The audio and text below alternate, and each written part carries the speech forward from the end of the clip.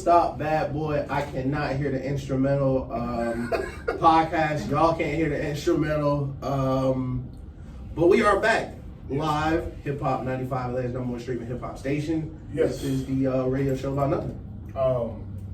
Hey, we're back. So it's been a good week. I've had a good week. I can honestly say I've had a good week. I had a busy Saturday.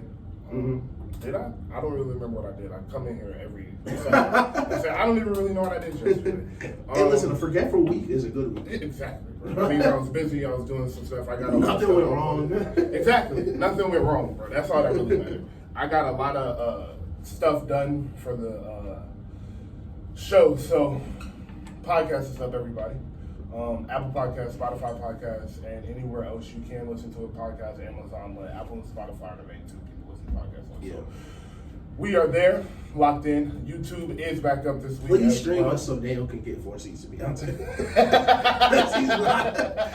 We need that extra income. For sure. Please stream us so I can get 4 seats to Beyonce. So we're also on YouTube. This episode will be on YouTube later today. The podcast will be up later today. As soon as I get home around 4 or 5 o'clock, it will be up. So we have a great show as always. Yeah. So let's get into it, bro. NFL is back in full force, full effect, and basketball is also back. The preseason started, which is insane to me. Everybody's back in training camp. Yeah, I was watching. I don't know if you were up last night. I watched the Warriors. No, I was not up. I was up, but I was not. It was a good first half. I ain't gonna lie. So I had like 15. Okay, nice. Yeah. From what I've been reading, I haven't watched. I've seen a couple highlights. I saw that Wiseman had 21 first game, which was nice. He looks good. I was meaning to ask. Okay. But we do the show, so I just, Yeah. Is he still technically a rookie? Because I swear to God, I hope he's my rookie here. So I thought he was until I remember his rookie season. He played like 40 games. What? Yes, he played all the way up until February. He got hurt in February. Damn. That's why he missed all of last season because it was a late injury and then he couldn't get back. Right. They didn't want to rush him back. Yeah, Donovan Mitchell, my rookie of the year. So. Exactly. So Donovan Mitchell, the rookie of the year every year. So every single year, every single season. We'll get into that later because we're gonna get into that. Some Bomani Jones said a quote. Dissect that. Shout out Bomani. But we get into football first, so I'm going straight to it. Man. Prayers. Everything's been negative so far, which is great, but it's a head injury. You never know what can pop up, so prayers continue. When it happened, I had this pun, right? But I wasn't gonna say it because, of course. So all right. So let me just give y'all a backstory. So I researched a lot about concussion, CTE, and head neck injuries for this is a school project or for that. I don't even remember. I still have the PowerPoint on my laptop. But when Tua hit the ground and his hands locked, I instantly knew that's head trauma. That's a fencing response where your nerves are firing and they get all the way to your hands and lock up because there's just so much input.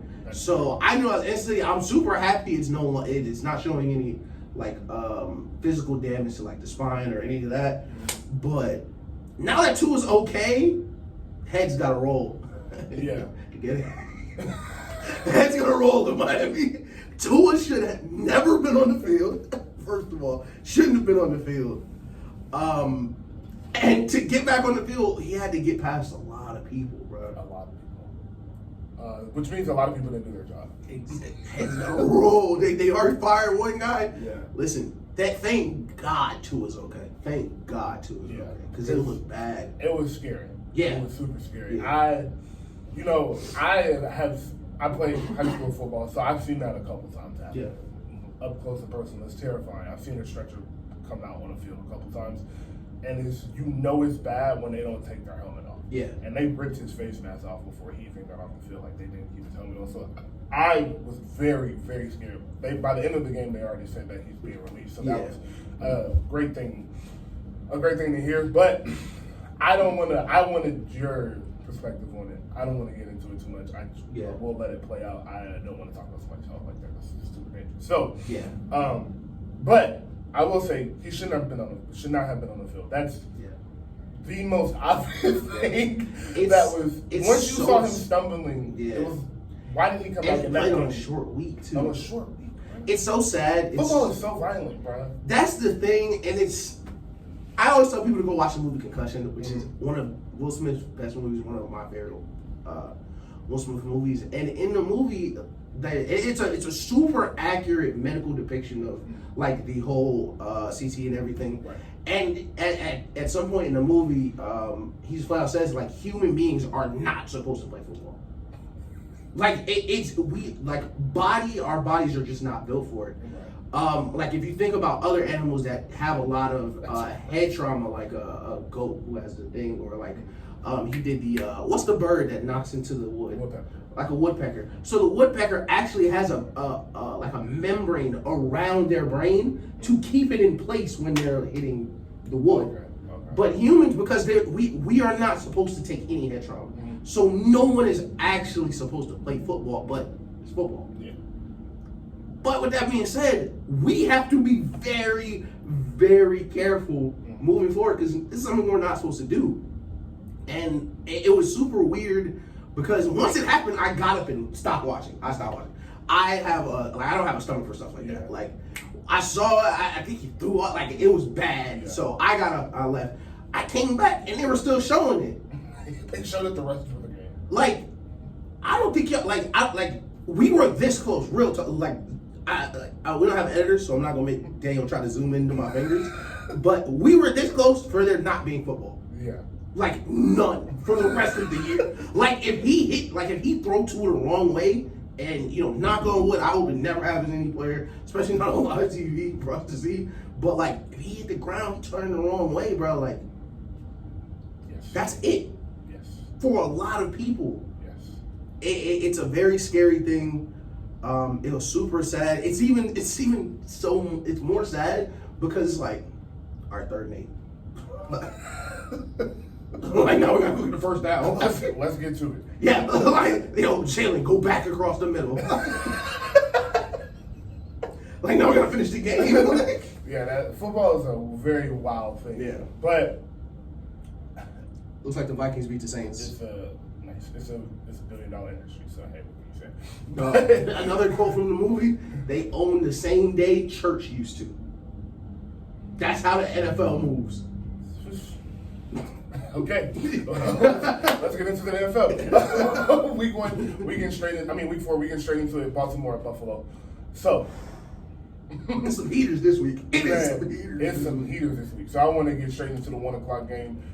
I will ask, how do you feel about the Dolphins-Bengals game? The Bengals got the win. They're now 2-2. We came last week, which is funny this happened this fast, but last week I asked the question, which team do you think would bounce back faster, Bengals or Raiders? I said Raiders, you said Bengals. Yeah. Bengals have already gotten back to 500, and that offensive line looks like the problem has been fixed. Yeah. What I said needed to happen has happened. Joe has started to get the ball out, and it's all right. Well, they're obviously. I think a lot of it was he was wanting to get the ball to Jamar, but he's been getting bracketed all season. Yeah. And T. Higgins has been 1-on-1, and he's been winning that matchup. So get the ball out, get the ball to the middle of the field, get push routes. I'm pretty sure it was before Tua got hurt. There was like a sequence of like 5 minutes where T. Higgins was the best player on the field, and people were watching like T. Higgins hasn't caught a pass all day. Why is he dominating the game?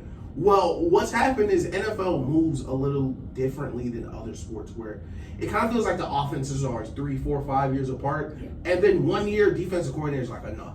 Yeah. And they'll catch up. And that's what this year has been. A lot of top-tier offenses have been struggling and yards per game, points per game, all that is down. But what you've seen is people just like, Jamar's just not going to be this. Yeah. And I listen, we don't need to send extra people because the Bengals O-line is so bad. Just put 3 people on Jamar.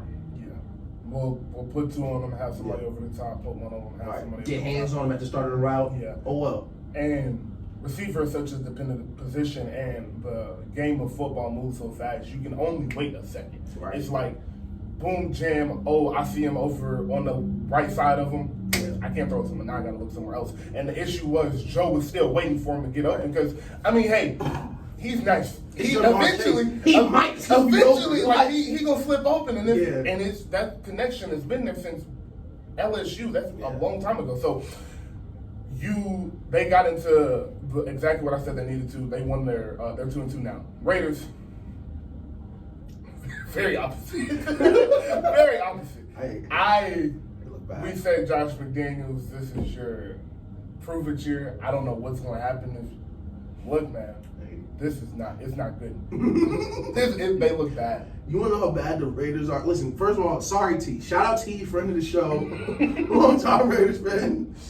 Shout out to Monte Adams. He's never lost a rep. You want to know how bad the Raiders defense is? I started Russell Wilson this week. I started Russell Wilson fantasy this week. The Raiders defense is awful, and I don't understand why.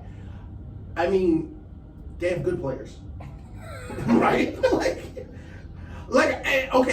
I am not the biggest Josh McDaniels guy, but even if I was saying, oh yeah, he don't know what he's doing, y'all shouldn't be that bad.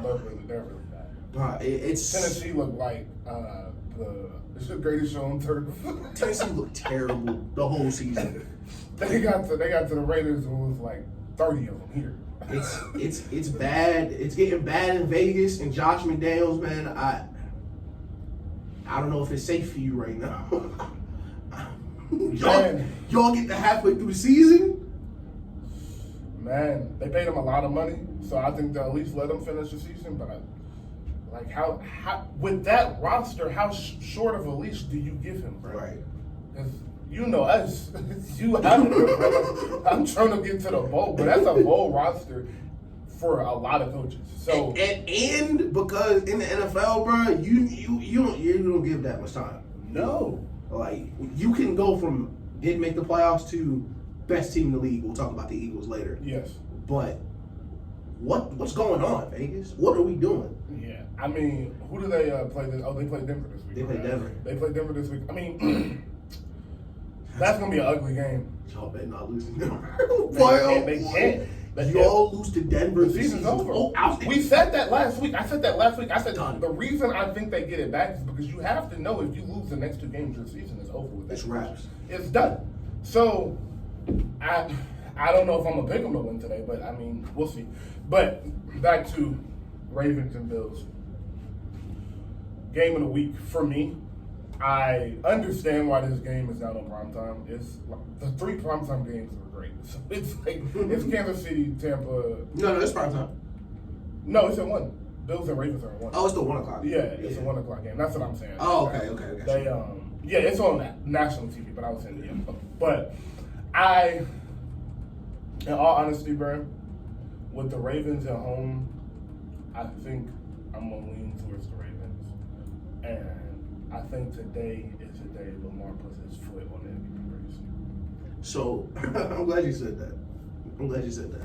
Because one of the first things I told you was, in prep for this game, I was trying to see how Lamar's doing. You know, Lamar's the best player in the league right now, apparently. No question for me. He's leading the league in passer rating and yards per attempt, which is just insane to think about. And I think it gets ugly in Baltimore. I think they win by 2 scores. Really? I think the Bills are coming off a super hard loss last week, a bunch of injuries. They have they're missing an all-pro safety. Lamar's throwing one of the best deep balls in the league. Ravens offense is super explosive. I think it's a bad matchup for Buffalo because Buffalo always plays nickel defense. Right. But they don't have fast linebackers the way other teams have that will use that defense. Yes. So now you're telling Terrell Edmonds, Matt Milano, okay, we need you to tackle 8 in space consistently the whole game. And you're not going to have much help because they're still throwing, deep rockets. Yeah. So our backup safeties are going to be, preoccupied with that. I think it gets super ugly. And what the Dolphins did to Josh Allen is very repeatable. Yes. Very repeatable. Did we talk about that? No, we haven't talked about that. That was a great game. It was. I love your point about this being a bad matchup for the Bills. I'm going to go a different route with it, though. I think the Ravens will just be able to keep Josh Allen off the field for a very long time. Right. I don't think the Bills' run defense is bad, but like you said, That's not no normal football player. Yeah. That's not serious. And I love Josh Allen. And I'm sure his guys on the practice squad are super fast. There's nobody simulating Lamar Jackson. There's nobody simulating that. So, with him being able to control the clock and go over the top pretty much at will with the weight, like Rashad Bateman.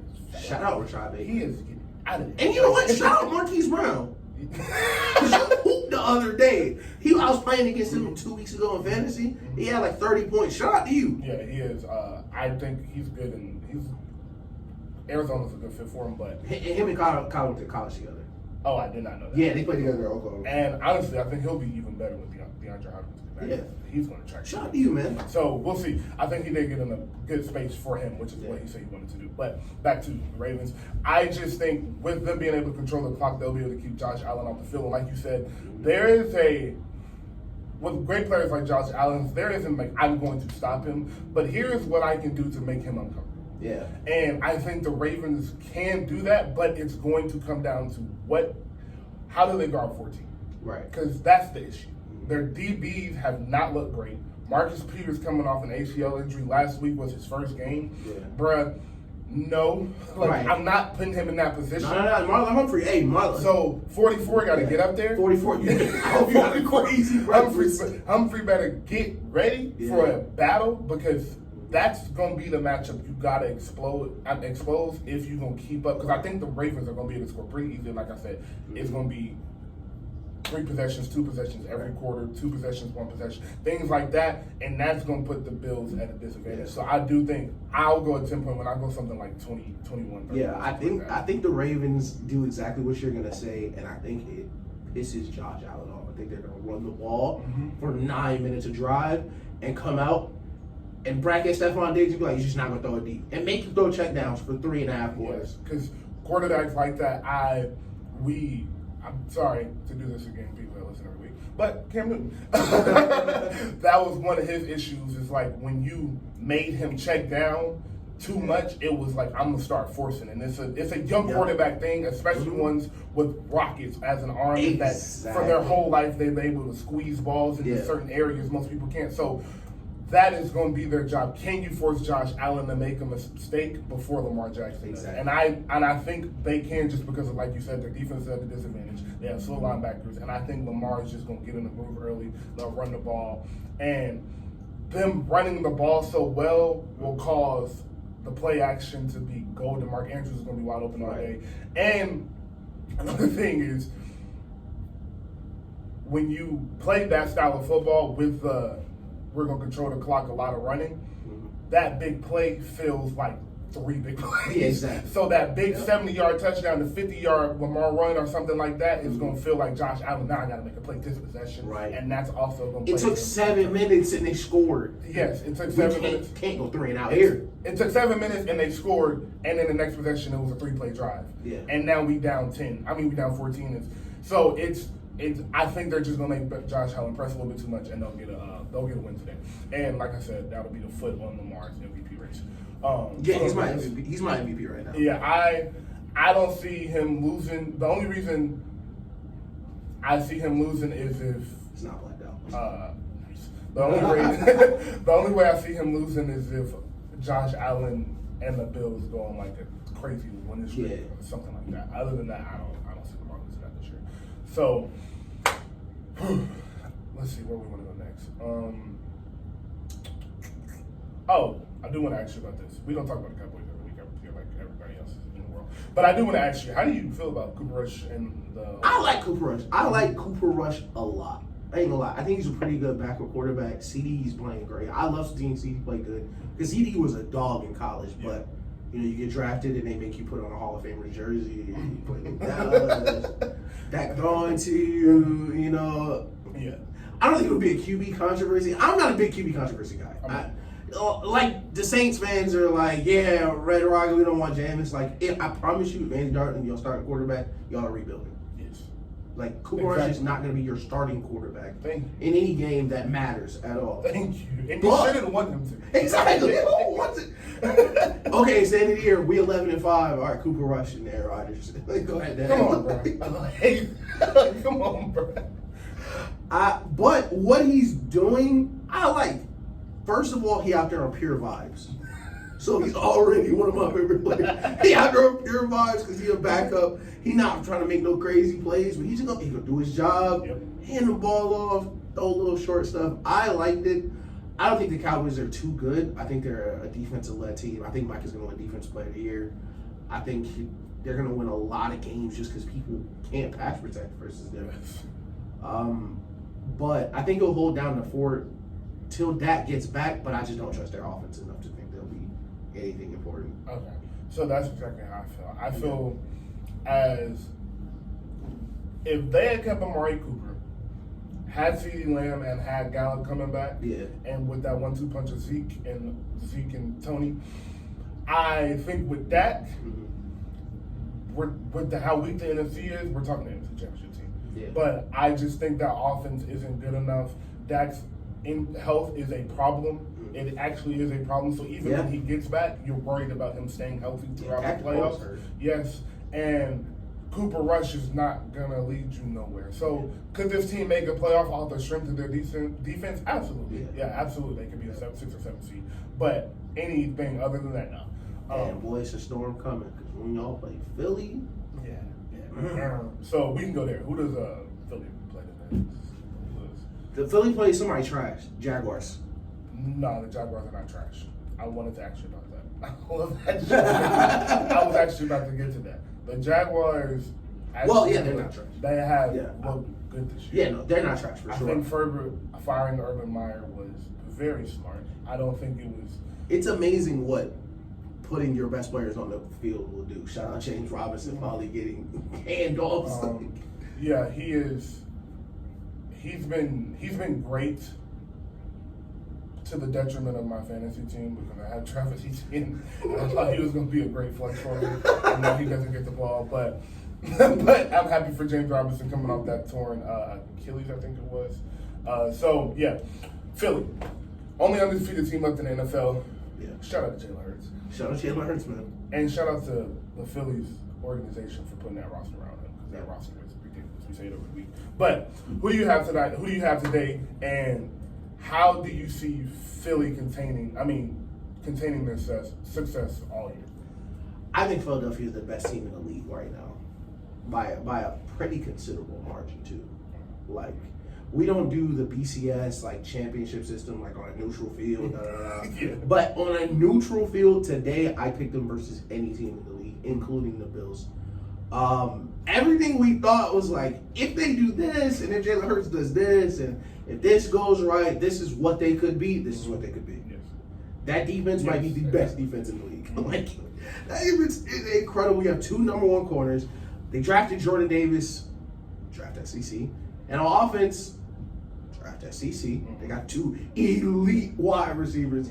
And man, you want to talk about detriment to your fantasy team, bro? Eagles so good, they are messing up Miles Sanders' fantasy yards. They were up 30 at half and took him out the game.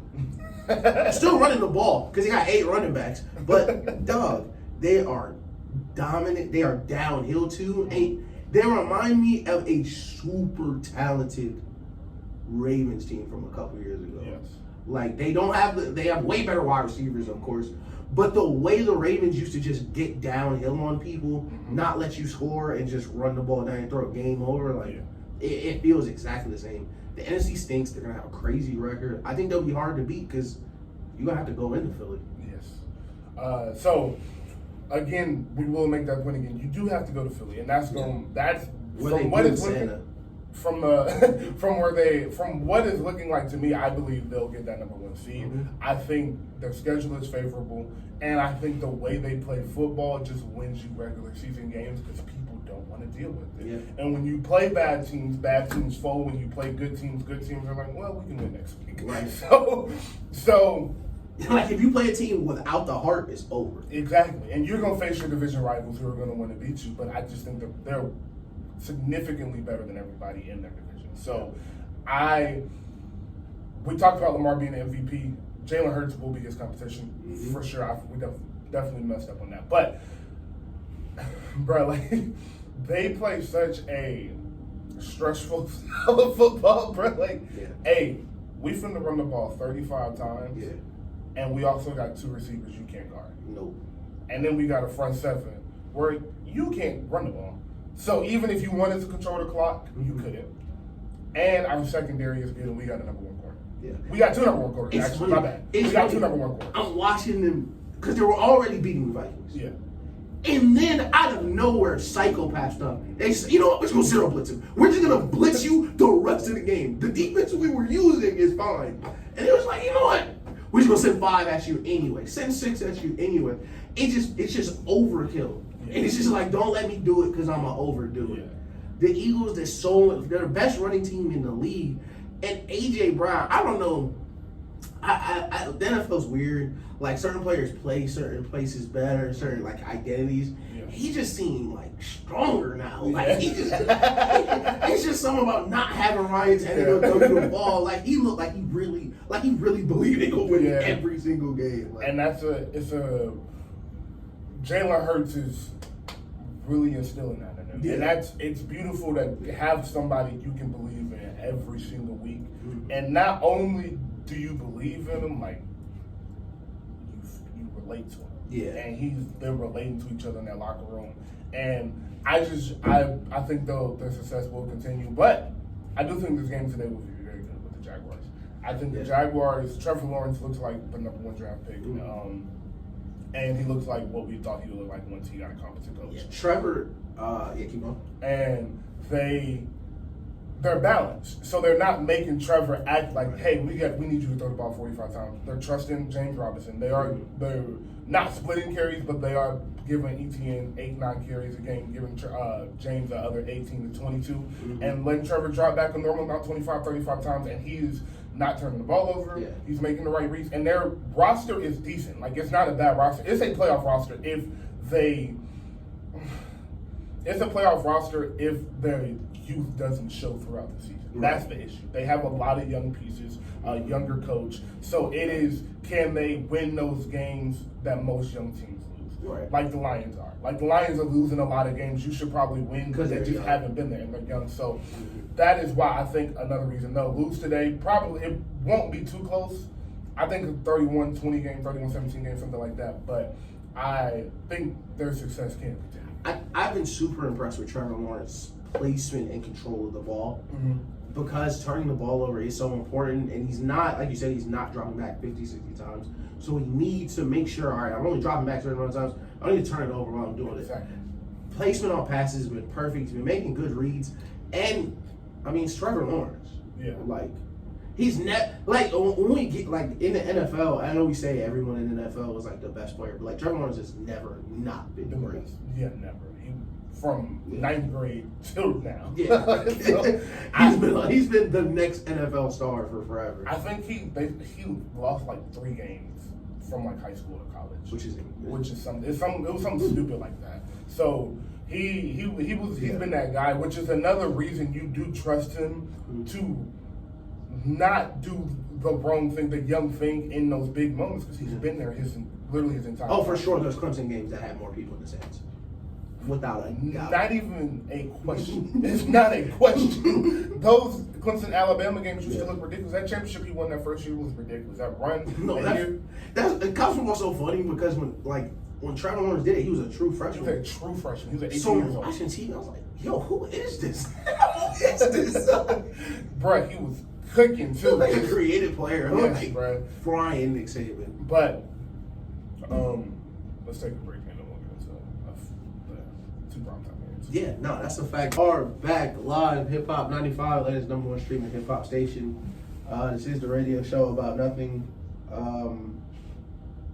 We're back, man. So we are back. We are back live. We are on all streaming platforms. All streaming platforms, yes, sir. Tell a friend to tell a friend. Please rate us well. Give us nice reviews and comments.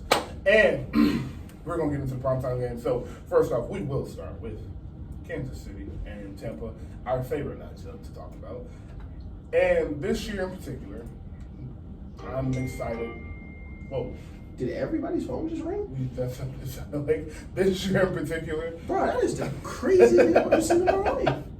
This year in particular, I am excited because Patrick Mahomes is looking like Patrick Mahomes without without Tyreek. Mm-hmm. So I'm interested to see how they play this without Tyreek being on the field. Yeah. I'm also interested to see if Brady can get these boys up because they've been kind of looking even when they win, like one touchdown. Yeah, it's not looking pretty. So I'm interested to see if they can get them up today or if that's kind of a done deal and they just gonna win the games they should and sneak into the playoffs and then turn one. Yeah, no, I definitely think they're gonna just definitely, like we talked about how some teams will phone games in.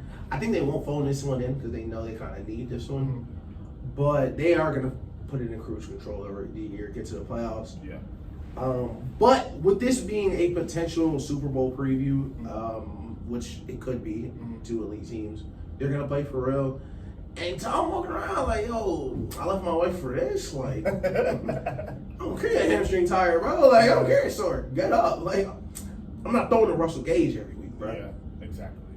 I'm not. So I think I thought they were gonna lose this game because I didn't think all these people were gonna play. Yesterday, I forget. No, Barry. Barry asked who we thought was gonna win. And I went Chiefs just because I thought nobody in the Bucs was gonna play. But man, Mike Evans is a real deal. Julio Jones, real deal. Chris Godwin, real deal. I think Mike's out with suspension, right? No, his suspension was last week. Okay. He was just suspended last week. Okay, so they're all coming back. I think they'll be super good, and I think they're overdue. They're overdue for a 35, 38. Yeah. Like where they really go off on somebody. Yes. And the Chiefs, you know what the Chiefs gonna do. Chiefs gonna come up, they gonna play man, they gonna grab, they gonna hold, they gonna blitz. It'll be a good matchup. They have the receivers to beat that, and the quarterback to beat that, obviously. So exactly. Same thing happened. Barry asked us last week. I didn't think anybody. I knew Mike Evans was playing because I knew he was suspended. So I knew he was going to be back. Julio was not expecting to play. Chris Godwin, I was not expecting to play.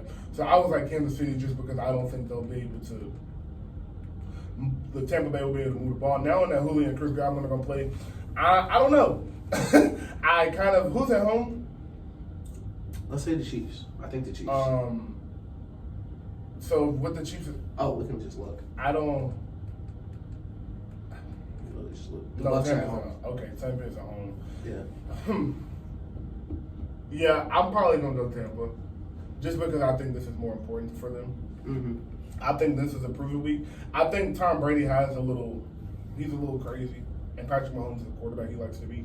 Yeah. So I think that'll be a little motivation, and I think they know with their personnel being the way it is and them getting hurt all the time, I do think certain wins are super important, and this is a good test to see when you go beat the bad teams, you know you're going to beat them just because of how good your defense is and whatever. But when you play these good teams, these are the true tests they have to see because this is their competition. This is what they're looking forward to play in January, February. So I'm gonna go Tampa 24. I'm gonna go Tampa. Actually, I'm gonna go high scoring like you said, 31-35. Yeah.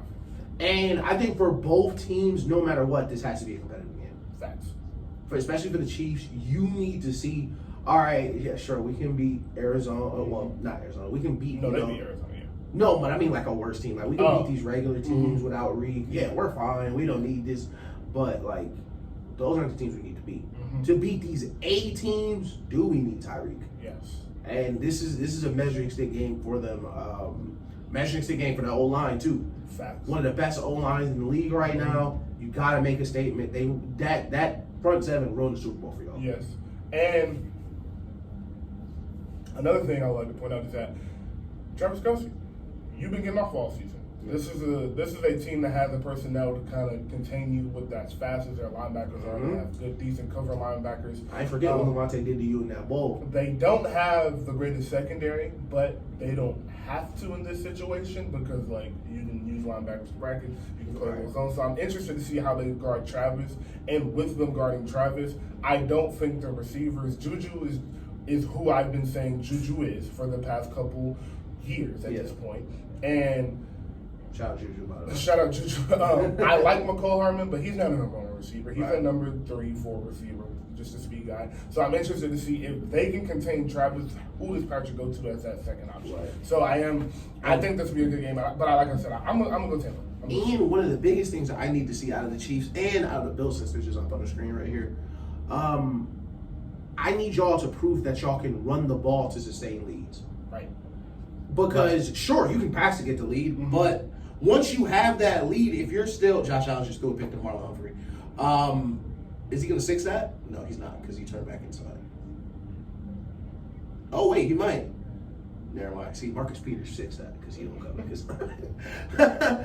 But not being able to control leads is just as bad as not being able to gain the lead. Because the teams know that you're just going to drop back pass every single down, no matter what. Eventually, you're going to run out of passes to call. Just eventually, they're going to. They pay the defense too. They make millions of dollars to stop you. Exactly. So we saw that problem with the Bills already. I need to see the Chiefs, especially because I really think they can, because they have such a good O-line. Yes, exactly. Andy Reid just you have to commit to it. So I'm very interested to see can they run against one of the best, if not the best, run defense in the league, if they do get the lead. Yeah, and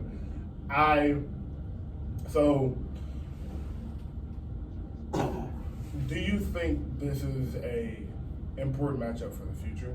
Or do you think with both of them quarterbacks being who they are, that even if Brady loses, it don't really matter if they see him in the bowl? If Patrick loses, it don't matter if they see him in the bowl. Or do you think this is important just in case they do see each other later? So usually I would say yes, because I'm a big believer in it's really hard to beat good teams multiple times, but it's so early in the year. You know, if this was week 17, week 16, week 18 now, I would say yeah, because all right, we played them in a month. Right. Cool. By the time, if they were to play again, by the time they do, these teams are going to be completely different. Yeah. They're going to be running different things. They'll have different places, different people, different positions. The Bucs' offensive line is a wreck. They're not going to be that way in February. We hope not. Knock on wood.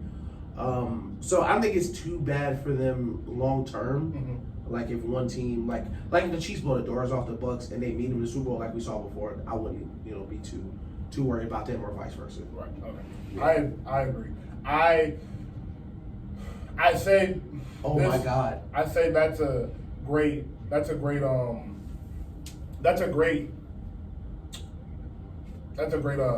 the people at home, it might be over. They running the Chiefs plays. Yeah, that's a great play.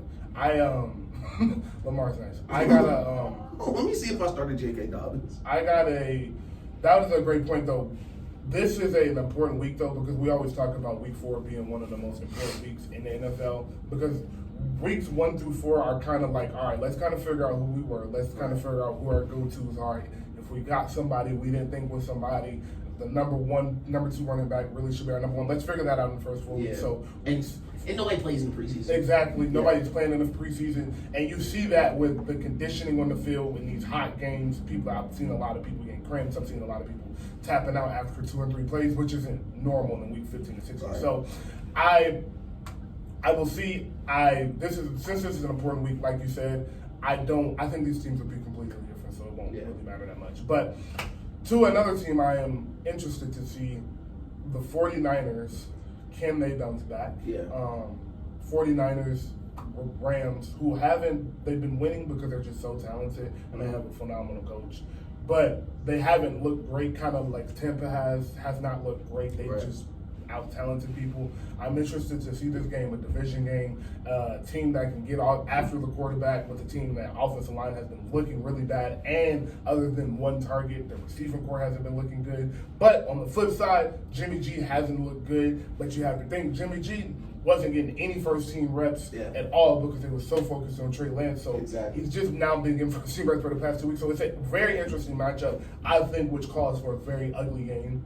16-14 game, 14-17 game, something like that. So, how do you feel? So this matchup is so interesting to me because it's the NFC Championship from last year, and nobody cares because it's so nasty, disgusting, and gritty right now. There's such a hard-had teams. I think the 49ers have a chance to bounce back. I'm not a big Jimmy G guy. Shout out to him for running out the back of the end zone, which is it's just funny. It's even funnier that you threw the pick after running through the back of the end zone. I think, everyone's like, the players want Jimmy, and I couldn't understand why. But shout out Trey Lance, hopefully recovering, well.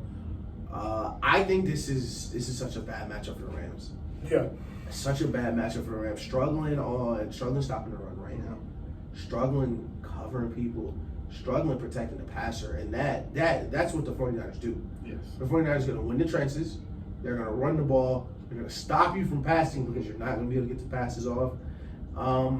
I think it'll be a good game. For the Rams, I think the 49ers will win, let's say 20-16. If the Rams would want to win, if I were constructing the strategy, today, Jalen, you gotta be the old school Jalen. I need you on 19 wherever he go. And I do mean wherever he go. So when he lined up in the backfield, you already playing slot corner. You already play a little safety. You're gonna be on him when he comes out the backfield too. You can't afford to give the 49ers easy, cheap 3 yards because it's gonna be such a struggle to score on your end anyway. So I think it'll be a big defensive game. I need Aaron Donald to hit home. Pass rushers in this game have to dominate. Yes. Because on the offensive side for both, this leaves a lot to be desired. Facts. Rams don't have number 2, don't have number 3. Running games, Cam Akers is like a couple bad possessions away from working at a car wash. Like it's an interesting matchup, and I think it's funny that was an NFC championship. Car wash is crazy. Such a crazy change in careers. Wow. You didn't say coaching. You said you went from the NFL to a car wash. Yeah. I feel like that's a good investment for a former player. Like, you kind of got some money, people kind of know your name, get a car wash, do your thing. That's funny. But zero chances the NFC Championship again. Yeah, no, absolutely not. Yeah. I agree with exactly what you said the Rams have to do because I don't think their offense is winning them this game. I think it has to be done on the defensive end and making them confusing Jimmy G and making him look like he hasn't played and he hasn't been getting first team reps. Make him look like that. So with that being said, I am going to say the Rams win this game because I think their defense will do that. I think exactly what you said. I don't think they'll put Ramsey in the slot when Debo goes in the backfield, but I do think he follows him everywhere else to keep him contained because that is the one player that can beat you. He's that good to the point where he can have 2 or 3 big plays that completely change his game, and that's the reason. That's a fact. So that's what I mean by he can beat you. So, quick update on your prediction: the Jags are up 7-0 right now. Yes, I am no surprise. But, well, a little surprised. But a little bit of surprise. Don't always believe myself when I talk. But I just faded out. But, yeah, so, I really do think Ramsey will have a big day. And I think, like you said, Aaron Donald will that'll be the control in the front. If Aaron Donald can stop them from being able to run the ball, and yes, I'm saying Aaron Donald himself, by taking up crazy? Yes, I'm saying Aaron Donald taking up 2 and 3 blockers to where the point the linebackers can fill the bat. This is a game, we haven't said his name a lot this season, but this is a game where Bobby Wagner's presence will be felt a lot. If Aaron Donald can take up a couple blockers and Bobby can fill those holes to where they to the point where they're making Jimmy G have to throw the ball 35 times today, the Rams win this game. But if they let them get to the point where they can run the ball 40 times, they'll lose. Right. Control the clock. That's a fact. Yeah. So that is our breakdown of this week. Before we get off into basketball and next week or whatever, I do want to talk about last week's Bills-Dolphins games. If prayers up, no rush, obviously. If Tua does come back in the next, I'll say 2 weeks. I'll say they'll probably let him come back in 2 weeks if nothing really is that wrong with them. And let's say they split the next 2 games. They go 1-1. Do you think they're a championship team? Because I think a playoff team is pretty obvious. Yeah. But I think with that receiving, those 2 receivers, the question is championship. Yeah. I believe that Dolphins team would be a championship team with a good quarterback, not even an elite quarterback. I heavily believe in the Bills defense. They play some hard hitters. You play the Ravens early in the year, you're kind of begging for it. But I believe in them. But they can't win with Tua. And from the bottom of my heart, I don't think Tua should play again. Ever. Like, I remember I saw when Alex Smith broke his leg. I said, if you play again, you're crazy. And he played again. So you never know what some guys made of. And you know what? He played again and never got hurt. And that's true. You don't know what some guys are made of. Some guys really love it. But I said it when they said he was cleared. I was like, don't go back out there unless you really ready to die for it, for real. Because Shannon Sharp talked about it, and it was very interesting to hear Shannon talk about it as a former player, as someone in the Hall of Fame who gets to see these players so far down the line and what that damage does. Like, he was borderline begging him, like, yo, you need to have a life after football. And one more hit, which could happen at any time, could jeopardize that. So I think it'll be too hard navigating Tua's health for them to compete, but that roster, top to bottom, is amazing. Tua's never playing ever again. That's not going to happen. I just don't think it will. I don't think you're crazy for saying that. After that, I just literally don't. Because I remember I said Austin Collie shouldn't play again. Yeah, I don't think you're crazy for saying that. I just don't that's his life. That's his life. He's working his whole life to do that. Yeah. But I will say this: him not playing the rest of this season would surprise me at all. Yeah. And I think that precaution may be necessary for, like you said, your life after football. Luke Kuechly, one of my favorite players ever, he stopped playing early because of that. Because he got so many concussions, and it was pretty much like if you get 1 or 2 more concussions, too, like we don't know. Like we can't promise you nothing, bro. And what's so scary about how we have to navigate these CTE things and things like that is it's all retrospective help, retrospective care. Like Alex Smith or Tom Brady or people who have knee injuries, leg injuries, like, okay, Steph with the ankles. All right, build a couple super sturdy braces. We'll do everything we can to support you, keep your ankle from turning the ways that's hurting it. Right. There's nothing they can really do. Nothing, bro. You already got the helmet on. I was about to say, you got the best. Like, they don't did everything they could for a helmet to make it as good as they can, bro. Like, it's not much you can do with that. And we just saw it, as sad as it was, they don't even got to really tag you. No, bro. They don't. They can just throw you the wrong way. And, like, Tua's not a big dude, bro. He's not. And so another thing that scares me is, so say they say, yeah, you can come back and you can play in 2 or 3 weeks. Like what if this happens again in week 14? That's why I said I don't think he could play. And listen, we speculate on here a lot, and we're right a lot. And this one, especially because the camera's here, I'm gonna come out and say now, do not be surprised if a boss call gets made. If Roger Goodell put him on the commissioner's exempt list tomorrow, I would not be surprised. Yeah. For the cancel. At least for the rest of the season, like, because it's just so dangerous. The brand, bro, like Tua's not, and I'm glad you said it, because Tua's not a big enough guy. Because my dad's a martial artist, so when he was watching it, he was talking about like I remember when Gary Payton fell, like how to fall, things like that. And he was talking about how NFL players, you can't fall how you're taught to fall because the equipment you have on and people who are pulling you. But like, let's say Josh Allen. Josh Allen is big enough and strong enough where he can still control how he falls. Correct. He can still land certain ways to protect himself. Tua is so small, you're kind of at the mercy of whoever's grabbing you. Right. And it's the NFL. Yeah. Yeah. As sad, as crazy as this sentence is, they don't care. Yeah. You're reacting too fast and you're moving too fast to even have to know how to care. Right. And like, bro, as sad as it is, and we said earlier how people, football's so dangerous, the game is the game. You can only make football so safe. Yes. And as sad as it is, bro, some people are more fragile than others, and some people can't play super violent sports. Shout out Colin. I don't know if it was Colin. I forget who it was. It might have been Colin Coward, bro. Like, I'm sure a lot of people physically have the tools to be a UFC fighter. Mentally, it's not for everybody. No, it's not. It's not. Facts. And football is the same thing, especially quarterback. Because especially quarterback, because like we play Madden. If you play Madden, you don't understand how really, really fast pass rush is. Like even now on Madden, it's kind of OP, but it's nothing compared to nothing's compared to. Like if you watch the NFL, just watch time from snap to pass. It's 2 seconds maximum. Yes. So you don't have time to, okay, Let me read here.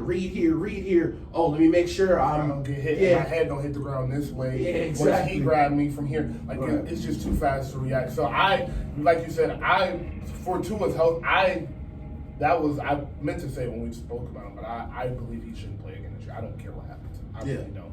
I just don't Oh yeah, and I don't care what y'all say. I don't care what the tests say. I don't care what your top doctors. After what I saw his body do, bro, like I don't think you should play. Just give your body a rest, bro. It's okay. Yeah. It's seriously okay, bro. And the thing that sucks though, the thing that really sucks, and we'll get off of this and go to basketball and take a break. But the thing that really does suck is he's in a contract year, right? And it's like this is the NFL. This is not the NBA, but we love you. And we'll give you a good. Next year we'll sign you for a 2-year, $15 million, and let you opt out and prove it if you have to get your next. Like this isn't. It's not that. Right. This is the NFL, bro. So it's like not a player. I'm sorry, yeah, but Teddy had a great year, so we gonna roll with him. Right. All right, we lost. Tyreek got hurt. We lost out, and now we can get Bryce Young. We gonna go with him.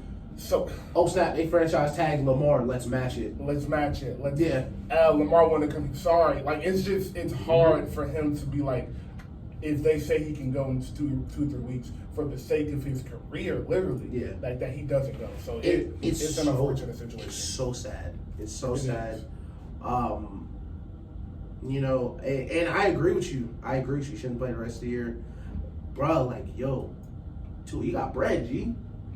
You got bread. Your little brother, he's going to the league as well. Yeah. Y'all will never want for anything, bro. Yeah.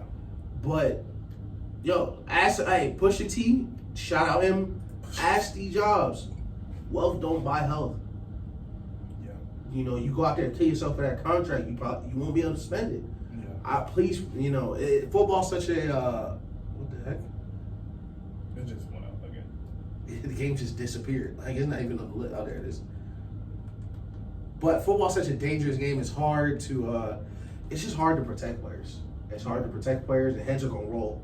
The NFLPA, but even before the game, the NFLPA was investigating why he was put back into the game. So I'm not looking forward to that. Not looking forward to that, and hopefully it's a lockout soon. For these contracts, they deserve some better. They deserve some better contracts. But I will. We will get back into some basketball next after this, and keep it locked. Mr. Combs, shout out P Diddy, shout out Puff Daddy. Am I missing any Diddy nicknames? Oh, shout out to Diddy Dirty Money. That's my favorite. Diddy Dirty Money is super funny. Diddy Dirty Money. But because all Diddy Money like super legit. Super. He's like one of the best managers ever. But he definitely stole from many people. But you know what? In that sense, it is for sure Dirty Money, and that's a wild nickname to have. You know what? You're right. Your nickname being Dirty Money, it's crazy. As you steal millions of dollars from your friends, is wild. But welcome back. So NBA preseason is back. The Warriors flew out to Tokyo, as no surprise there. They chose the face of the league, Steph Curry, most popular player in the league. Most popular player in the league, to go to Tokyo, and they knew what they was doing with them because an All-Star vote should come in. It's gonna be 7 players on the Warriors. Jordan Poole with the BTS signed CD. Come on, bro. Jordan Poole gonna be an All-Star starter this year, averaging 11 points. He was 2 months 83rd, man. But yeah, the season has started. So I do want to go ahead and ask just for fun. We'll get back into it when the season starts, but we like basketball, so we're going to talk about it now. Good catch, man. But who do you have as your sleeper team this year? And you can't say Minnesota, because that's not a sleeper team. They legit. Yeah, they're not a sleeper team no more. The Cavs. Okay. All in on the Cavs. Pun intended. Shout out to Cleveland. All in on the Cavs. Okay. Yeah. I think the Cavs are going to be great. I think the Cavs have 7 or 8 rotational players that can really hoop. And that is important because I think they're going to trade one of them. Okay. Yeah. I think you have a lot of talent. Yep. Donovan Mitchell's on a max. Garland's going to be on a max. Jarrett's going to be on a max. Evan Mobley's going to be the max. LeVert, I'm sorry. Again, you the odd man out. Listen, you got your bread, though. Mm-hmm. NBA contract's guaranteed. You will get your bread. But I think they'll move him or something like that to get another shooter or just one more piece. Yeah. But I think they're super good. You know how I feel about teams with great point guards, control the pace. And they play really good defense. Okay. So the defense point is the most important point for me because it's not the fact that they'll be able to score because they're a young team, so young teams' experience always come into play. But when you can play defense at that high of a level, I think that changes things for young teams. And you don't often see a young team. Memphis is one of those teams. If Memphis played anybody other than the Warriors last year in the second round, they probably get to the Western Conference Finals, and it's because they can really lock in on defense, even though they're young and they don't have that. I've been telling people Memphis was the second best playoff team last year. Yeah, they were. Memphis, if the Warriors going to Memphis, I think Memphis probably won the championship last year, but y'all stay healthy. But you quoted something that made me even higher on the Cavs this morning. What? So last year, it was 1,700 take fouls in the NBA. Stopping fast breaks. That was crazy. And Darius got that Cavs team. Get out. That's one of the best transition teams in the league right there. So, my answer to the question. Well, I'll jump back to it in a second. My answer to the question is the Pelicans. That is my sleeper team this year. The pictures of Zion got to me this year. It got to me. I saw he looked pause, way all the way pause, but it definitely made me look like okay, he's taking this serious. And I think Brandon Ingram is due for one of them like breakout seasons. Yeah. I think Brandon Ingram works. He's gotten better every single year, and usually when you have a player like that, 25 to 26 is where they really start to improve. CJ McCollum will be a great 1/2 over there. I think Herb Jones being able to guard wings. I think they'll be really good. So, go ahead. No, you can go ahead. I just want to make this point. Steven Adams would have been great there. They would have kept him for a while. He would be great there right now. But crazy. I was watching something on the Pelicans, and I can't remember who it was, but I remember I was listening. I was like half-hearted listening, and they were just so wrong about Zion coming back. And like, I think it was Skip and Shannon, and he was like, "Well, Zion's gonna need the ball," but it's actually the complete opposite. I think Zion's the year he put up 26 on 70. Yeah, 26 on 70. I think he had the highest assisted field goal rate since Shaquille O'Neal in 2001. Oh, that's crazy. Like where everything Zion did was assist, and what they so I figured out. So it was that, but what I think Thinking Basketball did it. They counted like if he missed it and tipped it in, they counted that as one play. Okay, that makes sense. So Zion's efficiency adding to that Pelicans offense is absolutely terrible. Yes. Already a playoff team, already a great team. Brandon Ingram is an elite offensive scorer. CJ McCollum is a veteran now, elite veteran. Yes. And now Zion is 20 at minimum. This isn't even if Zion is skinny Zion how we think he is. He is 25 points, 9 rebounds with no offense ran for him. Yes. No plays, no sets. J.K. Dobbins score again? I'm the best, man. Yeah. I'm the GOAT. J.K. Dobbins scored again. Oh, my God. That's crazy. Yeah. But all that to say, I definitely agree with you. I think the Pelicans will be a super hard out. I think they match up with everybody well. I'm so glad you shouted out Herb Jones. Because shout out Herb Jones, one of the best defenders in the league. Yeah, he's going to one of them teams where you can say, hey, for 30 minutes, I need you to go guard Steph. Yeah. I need you to go guard Jamal Murray. Mm-hmm. And he can really bother them. He's going to love it. He's going to love it. Yeah, and I think what's so important is what you brought up is the two wings. CJ and Brandon, having guys like that can just go get you a bucket because they don't rely on a three-point shot. So it's not like it's a 3, we got to get to the hole, and if we can't, they have the in-between game, which is so important. We know that in playoff basketball, that's so important. I think they can really – I just think the West is so deep that they can – They'd be a top 5 seed. They can be if they were a top 5 seed, I wouldn't be surprised. Yeah. It's 9 teams that that could be top 5 teams. It's not going to surprise. Oh yeah, I think, and it's funny. I think every team that will make the playoffs in the West could win the championship. Yes. So I wouldn't be surprised. I'm glad you brought the take foul point. I do want to ask you about this. What 3 teams do you think that benefits the most? Memphis Warriors, and you know what? And I will say this, and I will be the first to say it. Memphis The Warriors, so Memphis, because of Ja, and because of how good their defense is, they'll be able to get so many more easy points. Warriors, of course, they're shooting from half court. The last team, the Lakers, easily Lakers. If anyone needed 3 transition points the most, it was Russell Westbrook and LeBron right now. Yes. Because the half court offense, disgusting. Yeah. Your defense left a lot to be desired, but if AD comes back and he can improve your defense, give you a little rim protection, and now when you get the rebound, you're just like, yo, Russ, just go. Just go. Because not only is like, all right, so look, Russ misses a lot of layups. Yeah. But he puts a lot of pressure on your defense to have a person or two down there, and now you got LeBron coming 90 miles an hour to the rim, AD coming 90 miles an hour to the rim behind him, Damian Jones coming. So I think the Lakers are a great pick for that. And Lonnie Skywalker too. Yes, absolutely. They have to. They have the personnel for that to benefit them. And what I like, and we always laughed about Russ rebounds. I did for sure. I always laugh at Russ rebounds. But the good thing about Russ rebounding so well, and this not being a take foul situation anymore, like, all right, okay, take the ball out, is, bro, you can just go. As soon as you hit the ground, go. And now you don't always have to go because Bron gonna be a half court. Yeah. Hey, Russ catch that rebound, outlet, AD already sprinting down the middle. Like it's gonna benefit them a lot. My 3 teams, I take Memphis out, and I put Milwaukee just because. Giannis. Like Giannis being able to just get downhill and you not being able to do nothing is like, because what I am interested to see, I haven't read it, is what counts as a take foul. Like if Giannis gets past half court, can you foul him then?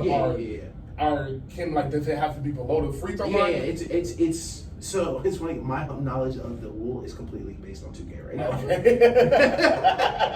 Because 2K, I was super interested to see how 2K put it in the game, and it's implemented in a good way on a change of possession, like the first couple seconds of the change of possession in the backcourt. Okay. So you can't just, he got the rebound, all right, I'm gonna foul him, take the ball out, get a sub in, whatever. Like, no, it's a free throw now. Okay. Now, I did have the Lakers there because I did believe, and I do believe LeBron will shoot better from the free throw line this year. And I think Westbrook can shoot a little better from the free throw line too. But it doesn't matter. It really doesn't matter. You get the ball back. No.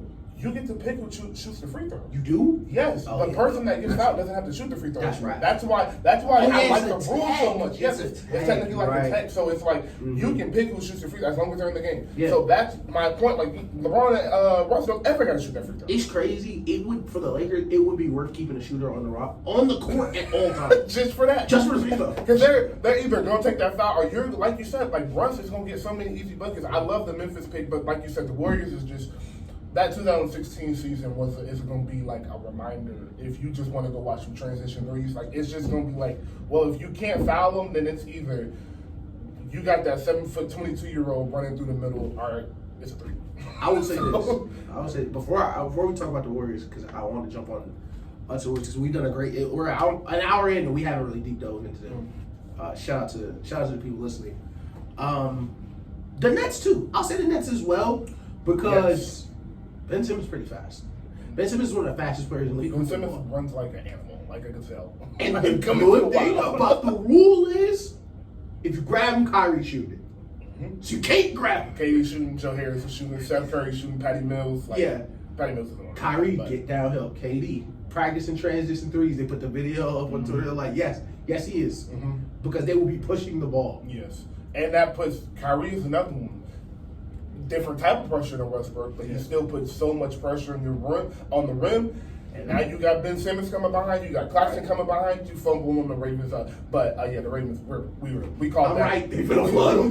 we called that. But the KD coming in transition, and then Claxton coming in transition. Yep. Hey, I think that also benefits the Nets. That's a hard question to ask because it really does benefit the team, but it's just Milwaukee is so interesting to me because it's like, how do you really stop Giannis? Like, if he gets a full head of steam every play, like he's just like, what are you going to do? Let me do this. We've been too positive to show. Who does it hurt the most? Who does it hurt? Oh, that's a great. I know one. So let me stop. Okay, so this is a very 2K related answer just because I know their roster now, but it's very true. the Clippers. This hurts the Clippers a lot because their roster is small. They don't have a lot of rim protection, so that they have a phenomenal half-court defense though, because they're gonna have 3 wing defenders. Yep. Norman Powell, Kawhi Leonard, and Paul George being on the court at the same time is going to be insane in the half-court. But transition-wise, this does affect them negatively. I say that. Let's see who else. I think. Is that J.K. Dobbins again? So definitely the Clippers. No, get up. Don't do that. I will say. Okay, cool. Yeah, you went to Ohio State. You tough. I will say the Clippers. I will say honestly, I think this negatively affects the Warriors. I'm only doing contending teams. I don't really care about that. Like the bad teams are the bad teams. Yeah, I'm doing contending teams. Everything affects them. Like they're all bad. So but contending teams, I think this does affect the Warriors. Oh, last team, the Nuggets. Yeah. Okay. So boom, my first pick. No, I'm lying. Take the Warriors out of there, Philly. Philly Nuggets. Those were Philly Nuggets and Clippers. So when I made the question, the first thing I thought was slow centers in the league. Jokic, for sure. It's going to be bad. Embiid, yep. And I think the Hawks. Wow, yeah. It's not going to be good for the Hawks. I think the Hawks. Not much rim protection other than Click and Bella. And they're small. They're small. Yeah. DeJounte Murray and Trey is a small backcourt. And like I said, that's another team that can be, you can hide Trey somewhat. I think DeJounte will be an on-ball pest. But the thing about the Warriors, another reason it does affect the Hawks pretty badly is because they're a 3-point shooting team. They shoot a lot of threes. That's another reason it will.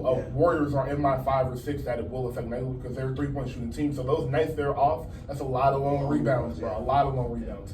The only reason I didn't say Golden State is because of how athletic their bigs are. Yeah. So yes, but I thought you were gonna say it's just like everything they'll give up, they just can get back.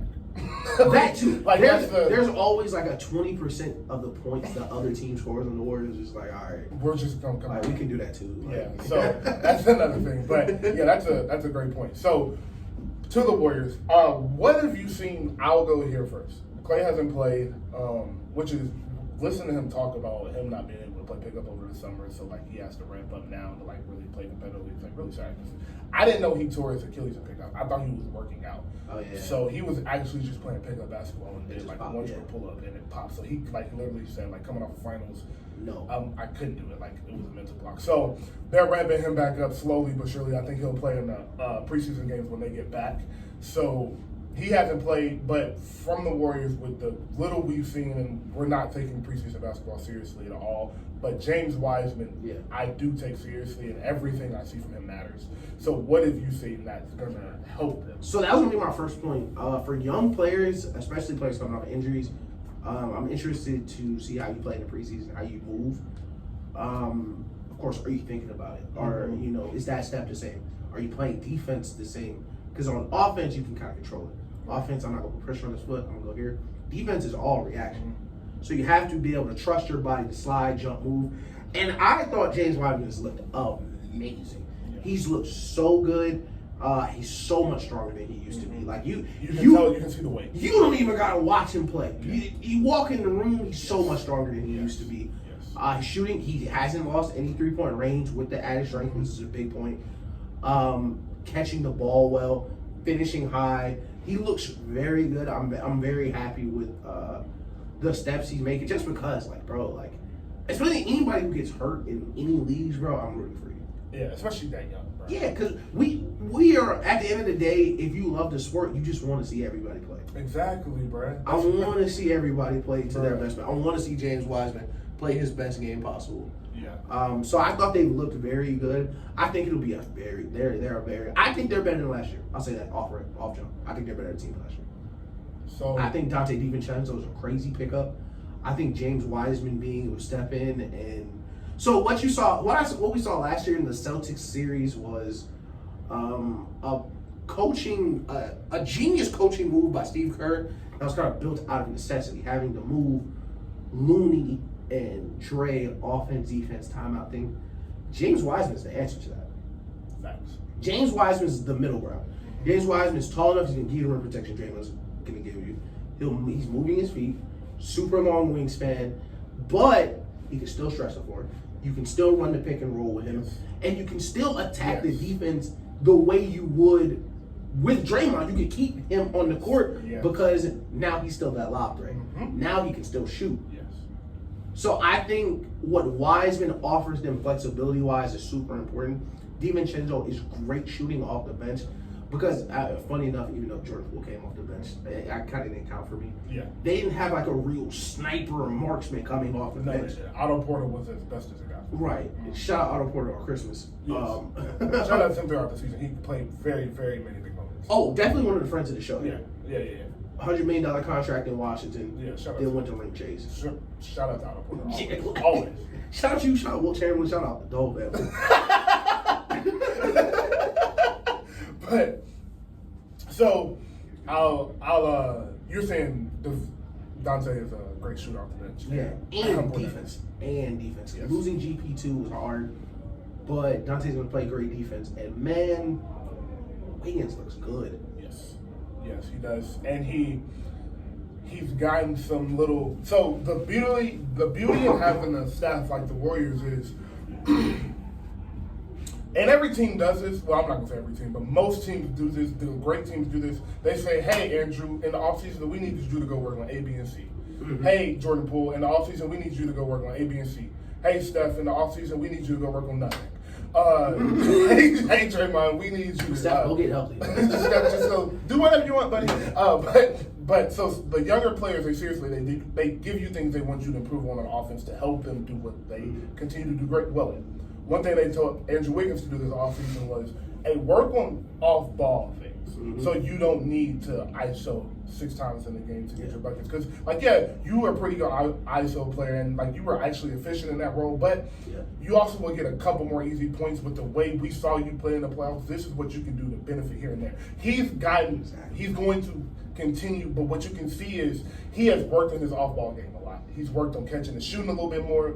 He's worked on certain cuts a little bit more, catching at certain angles. All of that matters because when you're not comfortable moving off ball, when you catch balls at certain angles, when your feet are a certain way, you can't shoot, you can't take a comfortable shot and things of that nature, especially in bigger moments. Like in game 27, you might take that awkward shot and make it, but you're not comfortable with it. So he's getting more comfortable moving off ball, catching things at certain angles, and Wiseman.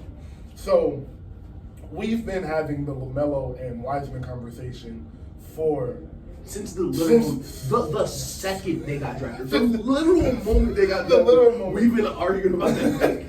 And I understood the Wiseman pick because I thought the Warriors would get to where they were now. Yeah. You said they should have got LaMelo so they can get to where they are now at that second. Yeah. And I was like, we were going to suck this year without Clay anyway, so I get the pick. If Clay doesn't get hurt that year, LaMelo maybe gets drafted by the Warriors. But I knew they knew Wiseman was a project, but I just saw what they were looking at. Right. And when you have a 7'2" big that can be a real lob threat, not Kevon Looney, not JaVale McGee, Kevon Looney really yes.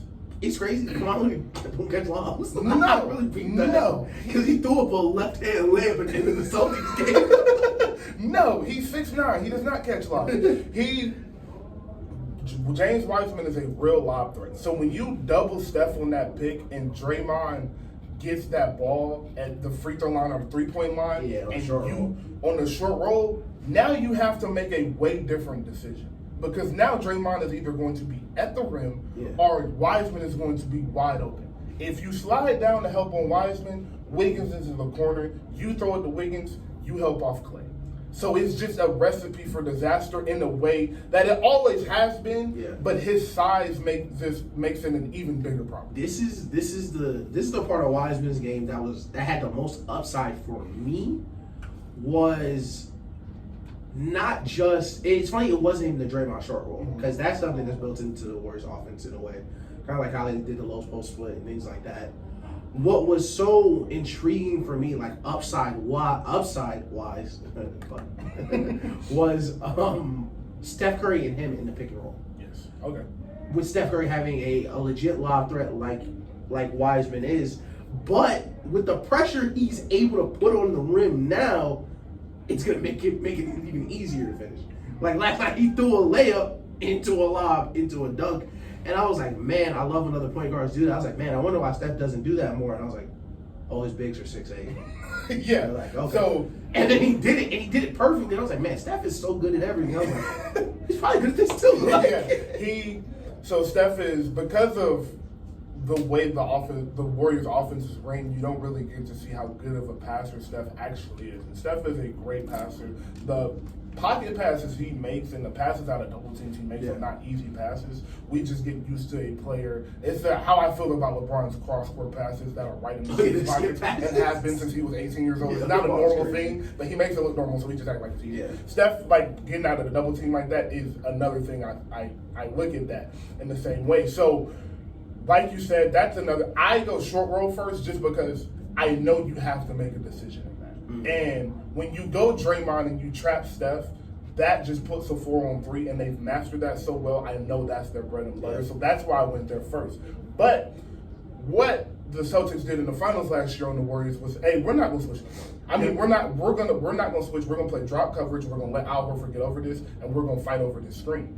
I think you'll see a few more teams try that. I think you'll see both this year. I think you'll see a few more teams try that. But when you try that with James Wiseman sending that pick on Steph Curry, the issue is now, instead of Kevon rolling to the hole, you got a 7'2" rim lob threat going. So now that drop has to be a little bit deeper, which makes that shot on Steph, the shot for Steph easier, the shot for Jordan Poole, the shot for Clay easier. Mm-hmm. And it also makes the floater easier, makes getting to the hole easier. And now, you come up too high, it's a no. Every single time. With Wiseman, it's so interesting because it presents a three-way go for Wiseman in a way. Mm-hmm. So when he sets the screen, if they drop, he can say, all right, let me make sure I hit. If I hit him hard enough on the screen, we're going to get a 3 up. Right. So you can lean into the screen, really tag him. You can also go, oh, they're dropping. All right, next time down, I'm going to slip out. Go right to the top, wide open 3 now. Because the big is dropping. The person on Steph, it's not a chance. He's leaving him with the live dribble. So you're going to wide open 3s. And what is so important about him being so big, so strong now is, I throw a lot anyway. I'll just make him go get it. Because a lot of y'all don't have bigs. Y'all maybe have one. Right. And he's 6'11", maybe. Right. Like what? And we see Harden. We saw Harden do this a lot. We see Trey doing now is like, okay, you're in perfect position. I'll throw it to a side of the rim you can't reach. Exactly. We see Garland do it all the time. Just throw it to the other side of the rim. Yeah, I think so. We'll flip to another end of this year. Another end, the only other end, the defensive end. Yeah. This is going to make Draymond Green have the year that he needs to have in a contract. Yeah. Because I'm calling it now. He's 38% for the 3-point line, just because it's a contract year. And he's not begging for a contract because he knows he can get paid, but he knows he can get a little bit more money if they win the championship. Mm-hmm. And he has a great year. It's like, well, what you gonna say now? Like, y'all need me here. He's crazy. I agree, but isn't it I'm glad it's for the Warriors because they don't understand what they're seeing. Mm-hmm. But I don't think his box score numbers. He'll shoot better from 3. But and this is a crazy thing, what he's able to do on defense with Wiseman. Man. Because, and you see it a lot now in the Warriors where they'll point, you go here, this go here. So it's not even on Wiseman to be, okay, all right, I'm trying to get my legs. I need to read these rotations. No, Draymond's just going to tell me to go. I just need to listen. Draymond's going to tell me when to go. And if I just go, I'll be fine. Yes. And he's been on the team for 2-3 years. So I'm probably sure he knows now that Draymond's probably the smartest defensive player ever. Yeah. So I think that 45% of James Wiseman blocks will probably be Draymond. Literally just go get it. And he probably won't know what's going on behind the rest of the play. Yes. He don't need to because whatever's behind the rest of the play, all right, Draymond's guarding that. Mm-hmm. Just go block the shot. Go block the shot.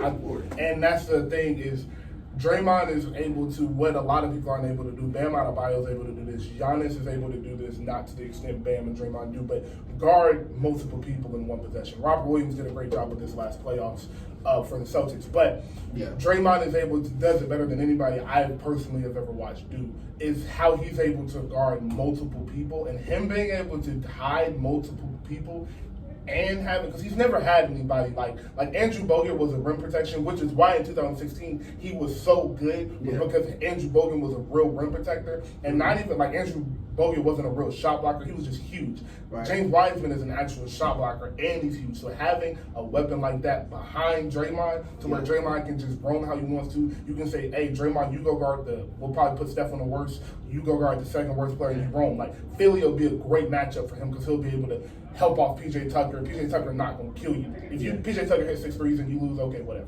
But PJ Tucker hits 6 threes, y'all shouldn't have won. Y'all shouldn't have won that day. So that's my point. Like, certain matchups like this, the Nuggets, it will help them so much. Him being able to not guard Jokic, have Wiseman do that, him being able to come and double, them being able to rotate, it's just going to put them in a great position. And we know this because at the start of last year, we pointed it out as soon as the season started. This was their best defense in the league, probably. And then you add a 7-footer. A 7-footer. And then you got JaMychal Green, who's also a good defender. And you got DiVincenzo, the great place here at backup. Great. And DiVincenzo and Green are so important because, like we said about Herb Jones, they're willing defenders. Yes. You're not gonna hit a shot. You're not gonna drop your head. You're not gonna be upset. Yes. You're not gonna complain. You know, DiVincenzo played in Milwaukee. Yes. Exactly. Like, teams where you got to defend. Guy, yeah. And so I think this year is as long as they stay healthy, I think this will be another championship year. And it's not because I do want to take a break and get to the Lakers, but I do want to actually talk about it because I want to see how you feel about that. But before we close off on this, I do want to just make the point. So I'm a Warriors fan. I think this is known. I think everybody knows how much we like Steph, how much we love Steph, and appreciate his game. But this has nothing to do with bias. We did this. I talked about the Warriors in the same style for a year and a half these past few years. We've been right about everything we're saying. This is a lot of basketball has been watched to say what we're saying. I'm not just talking. I'm being very serious. So I do see another championship appearance coming, just because I don't see every defense that is like, okay, this is where this can hurt us. The Mavericks just not going to have the defense. The Nuggets just not going to have the defense. The Memphis, we're just going to we're going to outshoot you. 2, you don't have enough talent. 2, you just don't have enough talent. And the Clippers, you're not going to be big enough. We're going to outshoot you. And you're not going to be able to rebound well enough. So I just think everybody, the one team, if they come together perfectly, it has to be perfectly, that can beat them as the Lakers, simply because of Anthony Davis and how much he can ruin with their offense in that. So I think Anthony Davis is going to be the most important player to lace up a pair of shoes this year. Because the two-way go that can happen with the Lakers is so drastic. Because if AD's come back and AD's, let's say AD plays, I am over people playing 82 games. Mike did it 10, 15 times. Mike, you're the craziest nigga. Kobe did it a couple of times. Yeah, y'all are crazy. It's okay, but Kevin Garnett did it. Y'all want to win every game? I believe in you, bro. I believe you do, and I also believe you're insane for doing that. But at the same time, we got to protect you from yourself. Exactly. So if AD, I don't even want AD playing 82 games. If AD come out, he say, I'm going to play 60 games. And in them 60 games, I'm going to beat AD. I'm going to play great defense. I'm going to score, and I'm an offensive rebound. The team's going to be amazing. Because you still have LeBron. And LeBron and AD by themselves, right now, even whatever I think of how good LeBron is in comparison to the rest of the NBA, or like how good we think AD is, or, is he got that dog in him, that's still an elite team just with them. Just with them, yes. On the roster. Right. So I think they can be super good if, with, the new take foul will change it, scoring points in transition. Because you don't need to be the best defense team in the league. Yes. You just can't be that bad. No. And you have to, another thing, the issue, actually, let's take a break, because I really want to get into this about how they can be getting a couple more teams. So let's take a break. Did he get out of that? Oh my God, he got out. Oh, that was insane. No way. He threw it away. He caught it. No, that's crazy. Y'all see what we just yelling over in 30 seconds. But take a break real quick. He's laughing. That's crazy. No, he's hurt. Take a break real quick. Oh, no, he's hurt. Yeah, he's limping. Take a break real quick. Won't stop, bad boy. We are back. Hip Hop 95. That was a little louder than the last ones. Good show. Yeah, been a great show. We've been having a lot of fun. So, before we get back into basketball, I do want to touch on some albums. Freddie Gibbs, shut up. Freddie Freddie Gibbs, shout out to you. Man, so separately. Yeah. Great album. I said when he dropped, I said it'll be another year. I'll be like, man, it'll be another album. I'm like, man, maybe that's album of the year, and it is.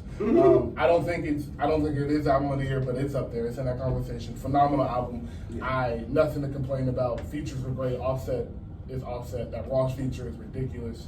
And you got off, bro. Like Freddie was really rapping, bro. On some, not even, it wasn't playing, like he wasn't playing around dissing everybody. He was just getting to it. Like, it was nice. So, I loved it. I definitely loved the album a lot. I know it's hard for some people coming from back, Madlib produced albums, it's a very specific sound kind of that he was moving with, but I do like the progression and how it sounds. Yes, bro. It sounded so good. It sounded different, but it didn't step too far outside the box to where you're like, what are you doing? Yeah, and you can tell Gibbs is just one of those people, he's going to put a lot of effort in his album. Yes. He's not just dropping playlists, like you said. This is an album that you need to listen to start to finish. If you order, all of that. Yeah. Exactly, because if you listen, let's skip around songs. You're like, who's this guy talking at the end of these songs? Yes. He's talking for 40 seconds. I don't know what's going on. Phenomenal. I love that part. I love all of it. I love it, bro. I love all of it. I wish more albums had like things like that, where it's just a constant theme throughout. I loved when Tyler did that with Jerry Carmichael. But I think it's a gas project, bro. Shout out Pusha T too. Shout out Pusha T as always, bro. He killed everything. I love that album. Who else dropped that we need to talk about? Bodie James dropped. Shout out to him. I haven't touched that yet. Cudi dropped. That 2 Chainz verse on Cudi album is crazy. Shout out 2 Chainz. Cudi got 2 Chainz verse. Yeah, Cudi got 2 I ain't listened to it yet because he dropped the album and said he was retiring, and I hate that. Shut up. I hate when people do that. Shut up, bro. You're 34. You're not retiring, bro. Bro, you call yourself Kid Cudi, bro. Like, what are you gonna do? I was saying this. Hey, shout out to Kid Cudi's chef. Did you see that? Yes. People yelling at her, bro. Sometimes the niggas want some pancakes for breakfast, bro. Sometimes, but not everything gotta look like $1 million, bro. He didn't hire a chef to have a 5-star meal at 10 a.m. But you just don't want to cook breakfast. You know what it was? As soon as I saw it, I was like, DJ Khaled ruined this for y'all. DJ Khaled a billionaire, and he got Melissa slaving away in the kitchen thinking everybody worked like that, bro. DJ Khaled just crazy. Haven't y'all figured that out by now? He's crazy, okay? Yo, Cudi spend the money because when he wake up, he's want to eat breakfast. He's want to eat eggs. He just wants some eggs. He in the studio. He don't want to make them. He just calls somebody to do it, bro. So that's how you switch your day? Yes. She's a chef. I can't believe this. If I was Kid Cudi's chef, I'd be making this. All right, he's not gonna eat it. Now what? He a picky eater. Now what? I wouldn't have added that to the recipe. Oh, thanks. Yeah, thanks. That's crazy. Y'all are. I was watching it. I'm watching the video, and I enjoy it because I'm not on TikTok, so I don't see I don't get to follow people and stuff. I was enjoying the video. I was like, wow, this is a great video. I'm sure she had a great time making this. I go to the comments, people like wishing death on her. Wow, this is a great video. But Kid Cudi dropped the album. Yeah, I didn't hear Intergalactic. He has a song named after Joe Burrow, which is pretty cool. Oh, that is cool. I've heard the album either. I just went to the 2 Chainz first because I like 2 Chainz. Yeah, he been rapping on his. I ain't rocking with Kid Cudi right now. I'm trying to hold off for a second. All right, I don't listen to Kid Cudi's music. So I love Kid Cudi, but Mike Dean mad at him, so Mike Dean don't rock with you. I don't care who you are. Shout out Mike Dean, friend of the show. Also, in the name of 2 Chainz did something super cool. He has a Isaac Brothers feature. He got us a song with them. Wow. Yeah, it came out yesterday. That's crazy. hard. Yeah, shout out to 2 Chainz, bro. 2 Chainz just be doing fun stuff. Yeah, he does, bro. 2 Chainz lives a life like an NBA role player. Like, if I was a rapper, I don't want to be 2 Chainz. I wouldn't want to get to the like 2 Chainz can still go out in Atlanta and just have him and maybe one security guard and his wife be chilling. Yeah. Like Drake got to come up with 97 Escalades. Did you hear that Giannis interview about Tim Duncan? Yes, absolutely. No cap. I think Giannis is one of the funniest players in the league. He is. He said I was in Greece. I was eating pizza. He said I was at the hot dog stand. Nobody knew how it was. Yeah. Shout out to Giannis, man. And I definitely think the story's true. But in my mind, how stupid are the people in Switzerland? He's 7 feet tall. Like, okay, John Stockton got the story where he was like, I got off the Team USA bus and walked to the game. Right. Cool. You a 6 foot white man. Cool. Giannis 7 feet. And Giannis not like, some 7 feet. Huge. Giannis 7 feet jacked, bro. Like, if I saw Giannis and I did not know who he was, I would fear for my life. Like, he's like, if Giannis snap for real, like what are you gonna do to stop him? What are you gonna do to stop him? If it's just you and Giannis, like, what are you gonna do? They didn't know who I was, really? Sure, but yeah. So shout out to Giannis. But real quick to the any other albums come out. Tory Lanez dropped the album. I won't talk about it. But I'm not listening to Tory Lanez. I'm sorry, I just can't. I listened because everybody kept telling me to. Shout out to Grace. We haven't shout out to Grace. Go watch Grace's YouTube channel. She does album reviews and song reviews. So shout out to Grace. We love Grace. That's crazy. We have not. But shout out to Grace. But she told me to listen to the album. I did.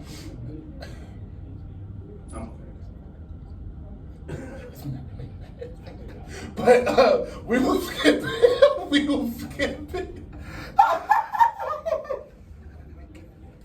I can't breathe.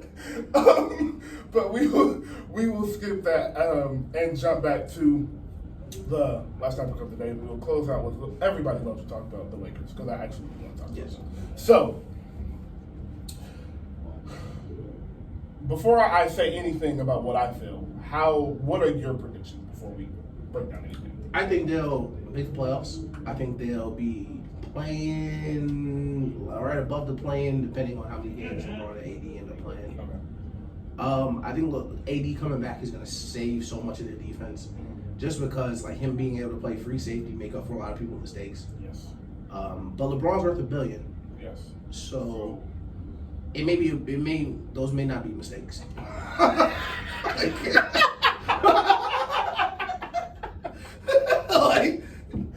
That back cut there on purpose. I'm trying to get the ball back. I didn't feel like it. Yeah. What are you gonna say to him? Like LeBron really worth $1 billion. The team not too great. I think it's very important they get off on a fast start. Okay. Because the media clippings are brutal right now. Yeah. For someone who's like laughed at Westbrook downfall for so long, now it's just sad. It's like it's crazy. I've been arguing about this movie all week. I've been arguing with this girl about this movie, but it's kind of like at the end of Logan, where like you kind of know, like you kind of know what time it is. Like at any moment, he can go. I think it's so close to everything's moving so downhill on Westbrook. They got 4 point guards. They're like, do you think they want you here? I don't care if they want me here. Like, and that's why I say, listen, we talk the NFL is different than the NBA. That's why I like the NBA, because y'all gonna pay me my money. Y'all gonna give me my bread. That's not the normal money. You about to give me $45 million. Yeah. Oh, you don't want to buy me out? I need more. I need more. Yeah. I need that shoe money I'm gonna miss out from not playing them games. I'm gonna need all that.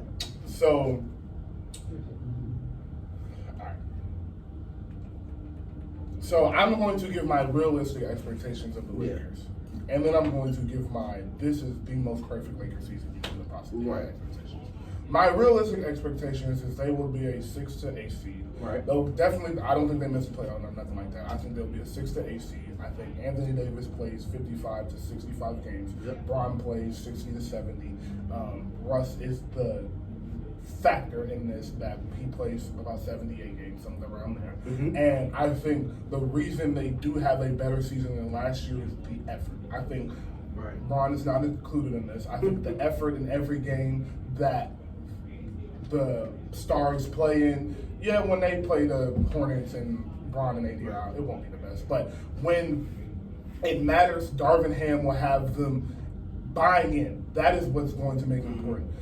I will be the first to say it. Frank Vogel may not have been the best coach, but LeBron didn't want him there, and that's enough for him not to need to be there.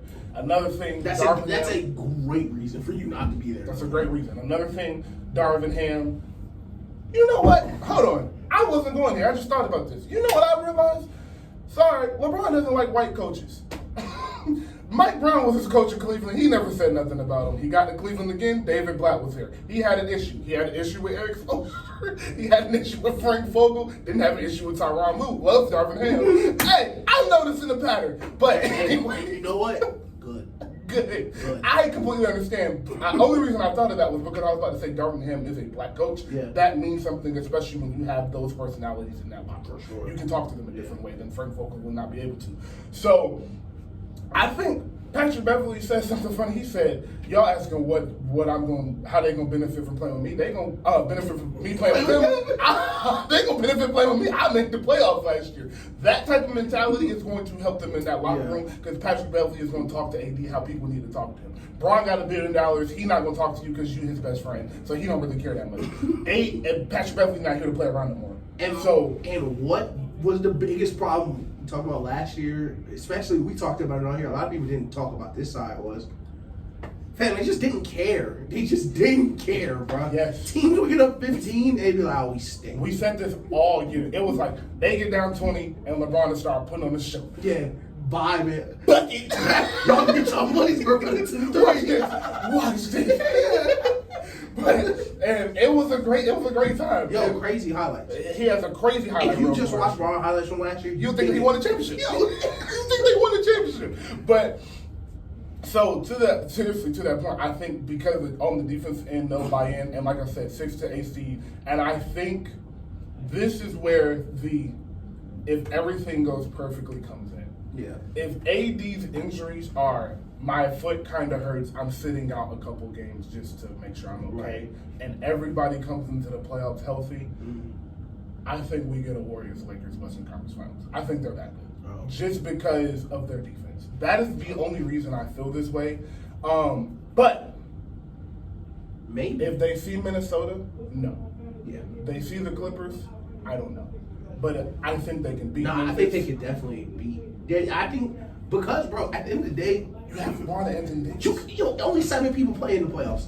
7, 8 That's my people. point, Ish. I knew you would understand. That's the only reason. I know you. I feel the way you feel about the Lakers. Like, man, this can go bad fast. But if everything goes perfectly, this can also go really good because you have LeBron and Anthony Davis. What you be saying about Daniel Jones? If the blocking's right, and the receiver is open, and the wind is slightly northwest, it could be a touchdown. And that's exactly how the Lakers are. It's like, man, if this goes exactly how we want it to, with no changes, Nothing. we might be able to make noise. It's like, and the only reason I feel this way is because LeBron James is that good. Bro, that's You get to the playoffs, and LeBron like, oh, it's the playoffs? Bro, that's my thing, bro. Play for real for 2 months, bro. 2 months. Play for real for 2 months. If you play for real for 2 months, you probably don't even have to play for real every game. Play for real. Because half playoff games be blocked sometimes. Yes, they be blowouts, and you LeBron, so you know how playoff series work. You know what game you can. You know game one don't matter to you. Like, so you up 2-1 in the Warriors in Oracle. Yeah. All right, let's. Good shot, Clay. 3-game series. 3-game series. Go that way. Whatever. Good shot, Clay. Good shot, Clay. Shout out LeBron, man. But seriously, this is only speaking. LeBron, I've said this. LeBron has gotten hurt every single year. Yep. He's been in the Lakers. The bubble year happened. There was a giant gap in the year that caused them to be able to win the championship. I will say this though. In 2020, when I look back on the NBA, I do think a lot changes if they don't do the bubble and it's a normal playoff season. But that roster was a championship roster. But the Lakers were super good. The Lakers were incredible that year. So I don't look at that year like there's no way they would win the championship. I'm always gonna laugh at the bubble. I'm never gonna count it as a real ring. But like the Lakers were the best team before. Yes, and that's the point. They were the best team going into that. And so it's like, well, what have LeBron held up because he was starting to get a little few injuries? What have AD held? Exactly. Those are the questions. That's the question. It's not were they good enough. It's And the you were health. the first person to point it out, and this is how I type it in arguments. You can start getting this off. LeBron's never played a full season in LA. Never played a full season in LA. Start to finish. He can't physically he can't. And he's worth $1 billion. I wouldn't play a full season either. That's what scares me. Yeah. Is LeBron going to be able to play a full season as, hey, I'm only sitting out of these games because it just makes sense to. Yeah. Or is this going to be, no, I'm actually hurt. I don't know if I'm going to be able to play because I hurt my groin. Is it going to be a groin injury? Is it going to be a bad ankle injury? Or is it just going to be my back hurts? And we talk about this all the time, especially on this show. Rehabbing and practice are very different. Yes. You already don't practice in the NBA at all. Yeah. Especially LeBron. LeBron's not practicing. Facts. He's doing his individual workouts, but he's not really in. Exactly. But with the new coach, you're learning new defensive schemes. You're probably going to keep most of the offense the same because you got LeBron, you got Anthony Davis. But, like, okay, AD ankle hurt, he can't practice for 3 weeks. We don't practice until next month. Yeah. Like, okay, then we can try fixing film study, but, like, some things you have to practice. Some things you have to teach. Yes. So we talked about something that I guess spoken about a lot in middle school is middle school, high school is your learning style. How do you learn? That's something to really point out when you're a kid. Is how do you learn so you get this information the best, you digest this information to the best of your ability. I'm a visual learner. I can't listen to somebody talk and just grasp the information because my mind wanders super easily. So I have to see you doing something. I think I have an issue. But but for the NBA players, that is the same thing. Some players you can go in film study and be like, this is going to happen at this point, so just do this. And I'm like, okay. Exactly. But some players need that practice to feel what it's like to have AD as your help. So you go, you don't rotate as fast as you need to because you have AD right here, and you go to that rotation instead of your normal. And there's certain things like that you actually have to practice. And bro, like, I've been rotating this way for 20 years because I haven't had AD. Exactly. So now you gotta adjust to that, and that's going to be an adjustment for them. But like I said, if they can stay healthy, bro, like I really do think they can be. It's just going to fall in their matchup because I don't think they'll beat the Warriors. I just think it'll be a fun series. I think the Warriors are just better than them, and I think the guard play from the Warriors, you'll really see. All right, so look.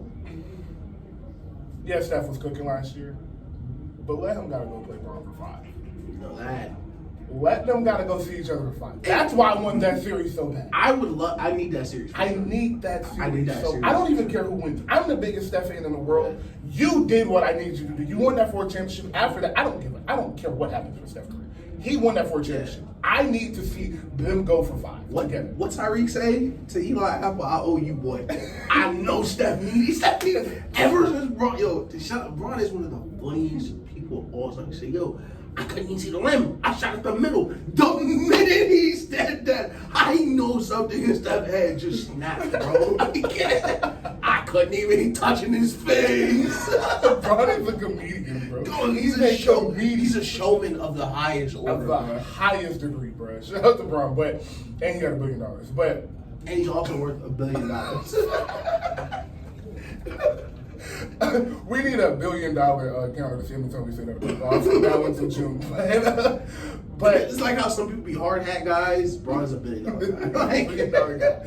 But not the first in the gym. Seriously, first out though. No. As he should be. So he has $1 billion. He got things to do. He got a jet to catch, and he'll be back tonight. But seriously, bro, like that's a series. That's the one series I need. Another quick rapid fire before we get out of here. Nuggets. How do you feel about them? I think the Nuggets will be really good. I think Michael Porter is, of course, health is always such a key thing. Yes. Especially with back injuries. Yes. Taller player, things like that. I think Michael Porter is an amazing offensive player, amazing shooter, efficient, which is the most important part. And I think bringing Jamal Murray back is going to help them a lot. It's going to help them so much, bro. Because, like, bro, the last 2 years, it's really just been 15 to figure it out. Yes. You know? So, my question to you is, I knew you were going to say that because their offense is so good. How do you feel their defense will work with having Jamal, Michael Porter Jr., and Jokic on the court at the same time? It's going to be bad. It's gonna. I don't know yet. Well, yeah, I'm not gonna sugarcoat it because I love the Nuggets. I think Jokic's numbers are gonna be amazing. His numbers are gonna be out of this world. He won't be. He won't be the MVP because he's already won them. He'll be top 5. They'll win a lot of games, but it'll be like 125, 128, those type of games. Yeah. Hopefully, you can get a couple stops, get a couple scrappy stops. Yeah. You know, but man, teams are going to run through athletic teams, especially. Yeah. Because Jamal Murray's not a big guy. Not even a little. He's 6'1". Michael Porter Jr., he's tall, not a strong guy. Not strong. Definitely not a guy that wants to. And doesn't want to play defense. Exactly. Jokic trying his heart out. Trying his best. He's just not. So the thing about the Nuggets is this is the reason that I can't pick them to go to the Western Conference Finals unless they just have great matchups. Is because I think in the second round, maybe even the first. Like, that's so crazy. Maybe even the first, you're gonna have to see one of these 4 teams, first or second round. Warriors, you're not beating. No. Minnesota is a terrible matchup. Not beating. No. Terrible matchup for them.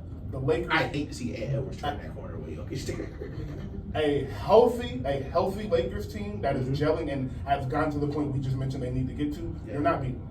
The Clippers, you have the personnel to beat them, but if Kawhi comes back 28 and you can't stop me, Kawhi, you're just not going to be able to guard them to the point where you can stop them. And another one where I think this series can go either way, but you're not going to have fun with it, Memphis. Shot turning that corner 30 times a game going to get real annoying for Jokic. Yeah. Like, you only going to do so much. Defense. Jaren was one of the best defenders in the league. Yes, bro. So Steven Adams big, bro. And then Luka. You still gotta go see. You know they should. That's what they play. They should decide that the Mavs and the Nuggets need to play. And then I know they look terrible over there, and next week we'll dive into this a little bit more. But even if Phoenix stopped acting like a bunch of something, I'm not gonna say just in case they see this because it's everywhere now. Nah, y'all super soft. Y'all super but soft. If they start acting soft, hold on, we don't hate enough. Jay Crowder, you gotta shut up. Jay Crowder, shut up, and DeAndre Ayton, stop pouting, bro. You worth $100 million. Stop pouting. Stop pouting. I don't know. Yeah, we ain't talked to the most. Man, I haven't talked to him in a long time. Shut up, bro. Shut up. You're a grown man, bro. Why are you doing that? Why are you doing that? I mean, I guess I'm happy I signed a $100 million contract. Right. I guess it was. Shut up. Yo, DeAndre, I ain't gonna lie. These grown men be making me mad. You know he been the best player on this team his whole life. Bro, you went to Arizona and then were the #1 pick to Phoenix Suns. Like, bro, get over it. No, you not nice, get over it. So what? You worth $100 million, bro.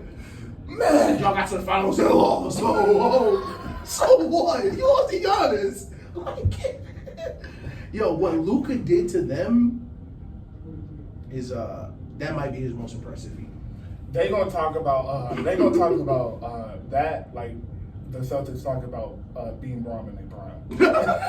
Trayvon Diggs with another pick. That was nasty. Shout out Trayvon Diggs. But yeah, they gonna talk about the Celtics. Man, if I was in more prime, Chris Paul for the rest of his life gonna be like, man. They would have saw me at 25. Right. Yo, Luka would see me at 25. Yo, if my hammy ain't gone. He talking about the Buck series, like, man, my hamstring. Y'all just need inverted. But yo, I forgot what we were.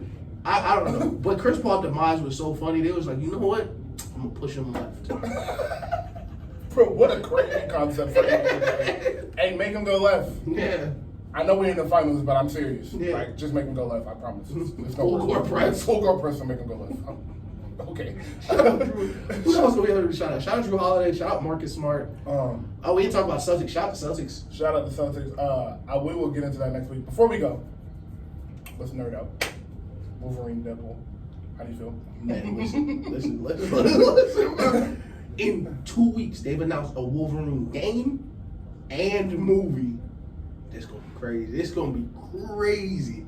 2024, 2 months before Fantastic Four. 2 months after Captain America. What is John Krasinski doing? What are you doing quoting that tweet? You tell me it's gonna be a Fantastic Four gonna be in this movie too? Man, I'm super excited about it. Proof that Marvel money is different than that Fox money as well. Hugh Jackman looked excited to be Wolverine again. Bro, he was working out smiling. Yo, do you know how big that bag must be, bro? That bag must be incredible, bro. Insane. I can't wait to get up and do that job again. Bro, he's so excited to start filming, bro. I'm excited for Deadpool to be in the MCU. I'm excited to see how, because everything in the MCU is so connected. Yeah, so I'm excited to see how they mention him. They say that it's pretty simple, and they made it happen with the end of Deadpool with him being able to time travel. Mm-hmm. So they're saying the movie is going to pick up from where he started in X-Men Origins, and there's going to be that Logan that's in the movie. because they're saying like the Logan that happened. He died. That's not. But we're going to make this a different way. I think the movie is simple. I think that they signed Hugh Jackman for 2 movies. They signed him to do this one, and they signed Secret Wars. Yeah. And I think because Hugh Jackman is back, so will Chris Evans and Tony Stark. They'll all come. My thing is, bro, like once I saw Hugh Jackman was back, I was like, that's right. The impossible is not impossible. That's right, bro. Like some calls you're not hanging up on, bro. You can't. You just can't. Hey, Hugh Jackman, you want to be in the biggest superhero movie ever, and everybody wants to see you. And it's the people we know. Like that was on. Like that's on Front Street. Everybody Wolverine's back. So God knows what other people are coming back. What people they're gonna add from, outside Marvel films that weren't technically MCU that are now. So they've done that, I think, twice now with people. Yeah. They've done it with, Venom. 3 times now. So Venom, The Abomination, and now Wolverine. Yeah. I'm going up on his She-Hulk. It's pretty good. Yeah, She-Hulk is good. I really like how, I say this every week, but I love how they treat it like a TV show. I also love the characters, and I like how, they made her personable. Her problems are that's such a normal problem. Like that's so sad. That really makes sense. I would be sad too. Like everybody likes She-Hulk. Yeah, that makes sense. But they finna get busy. These last 2 episodes, they finna get busy. Yeah. I can't wait. Yeah. I'm excited. So they coming, and we said, yo, it's the beginning of a completely new saga. Please let them get their kids' movies out the way and let them set up everything they need to set up and let these get these first season of all these shows, wrap everything up.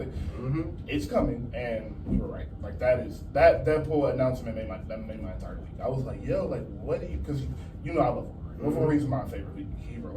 Out of all the hero, Hugh Jackman's Wolverine is my favorite comic book character. That is. Yeah. So I'm super excited for that movie. I'm super excited to what the premise of that movie is. How do they what are they doing? Do they fight each other? Do they fight the Hulk? Does Wolverine ever fight the Hulk? Does Wolverine ever see Spider-Man? Do they give him his yellow costume? I would not be surprised if Venom's in the movie. 0% would surprise me. I'm so excited, bro. It's because they're going back in time to a Fox universe, basically. It's gonna be crazy, and then they're gonna end up in the MCU. I'm excited to see if they give him his yellow suit or if they give it to him in Secret Worlds. Yeah. If they, I don't need to say that. I'll start crying right now. Yeah. That yellow suit. The X-Men come out in yellow suits, and Steve Rogers and Tony Stark are back. I'll throw up. It's crazy because it's not that far fetched because they gave Professor X a yellow chair. So it may not. They're gonna do it. They're gonna do it. It's not even really a question. They're gonna do it. And then I don't think they do another X-Men movie until after Secret Wars and all of that. I don't think I don't think they need to either. I don't think they're doing an X-Men movie. I really think they're gonna do an X-Men TV show. And I think that's the long game. I think they do an X-Men movie, but not until 2027. I would.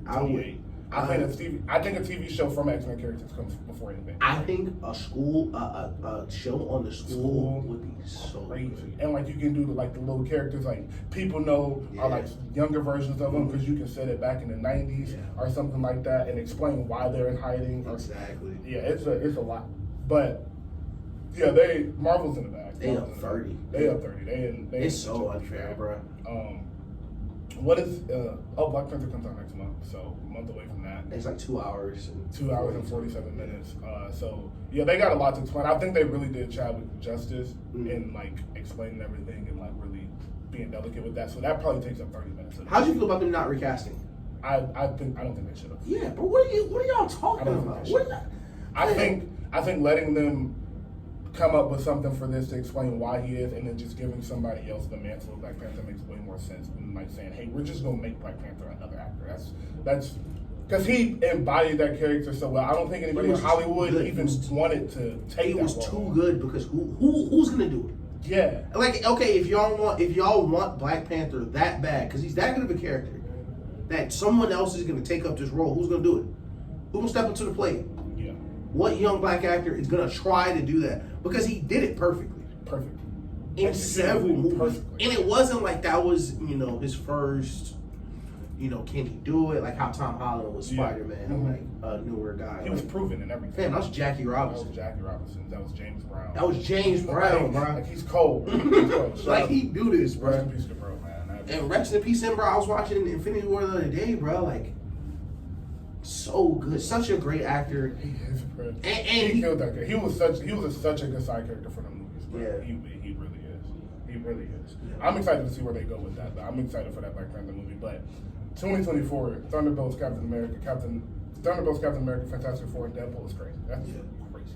So. And Thor wasn't that bad. Y'all gotta realize. It's the fourth Thor, bro. Thor is. It's the fourth Thor. Anything else Shout before to we get out of Satan. here? Shoot. I think that's it. Oh, I did just want to mention that picture of A$AP Rocky and that mosh pit is so funny. Oh man, but the show will be up in a couple hours. Thank you guys for listening. If you did listen, if you missed out, you can come back, listen to whatever you didn't want to.